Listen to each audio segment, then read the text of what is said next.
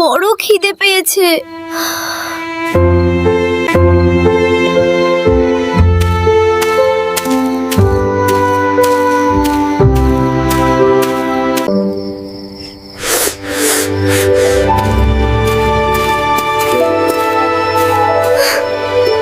মা, মা, দেখো কি সুন্দর ঘ্রাণ।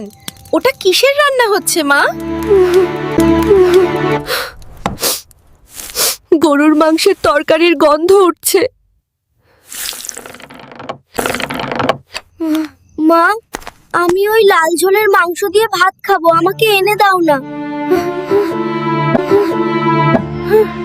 বাবা রে, ওসব বড় লোকদের খাবার, আমাদের ঘরে তো চালই নেই।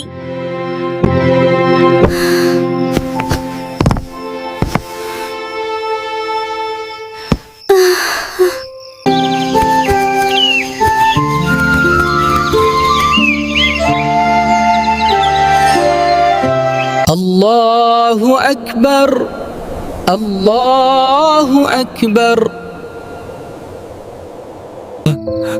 বাবা, মাংস এনেছো, আমার খুব খিদে পেয়েছে। লক্ষ্মী সোনা, আমার আজ জুটলো না। কাল সকালে সূর্য উঠলে আমি ঠিক নিয়ে আসবো।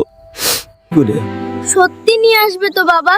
তাহলে আজকে আমি না খেয়ে থাকবো, কালকেই ভাত খাবো। চল বাবা, এখন ঘরে চল, ভাত খেয়ে ঘুমাবি, কালকে এনে দিব।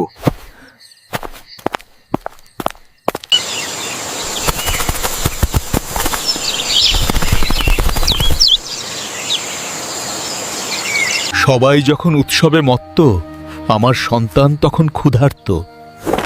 এই ময়লাই কি আজ আমার শেষ ভরসা? হাতের লক্ষ্মী পায়ে ঠেলতে নেই। বাবা, আমার আজ তোকে অন্তত এক লোকমা মাংস খাওয়াতে পারবো।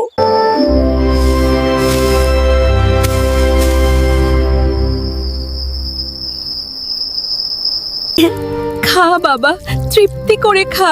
তোর জন্য অনেক কষ্টে এটা জোগাড় করেছে তোর বাবা। মা, কি দারুণ স্বাদ। অনেকদিন পর এমন মাংস ভাত। কানু তৃপ্তি সহকারে ভাত খাওয়া শেষ করে কিছুক্ষণ পর মা, পেটে বড় লাগছে। ময়লা থেকে কুড়িয়ে মাংস খাওয়ার জন্য তার পেট অনেক ব্যথা করতে শুরু করে। একটু জল আনো, তাড়াতাড়ি করো। আমার বাছারে কি হলো ওগো? দেখো না কি হয়েছে।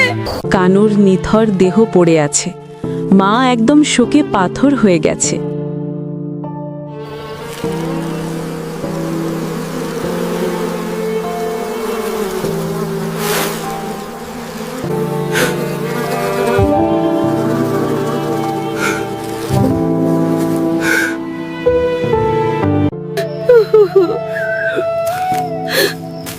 আরে আমার বাছারে।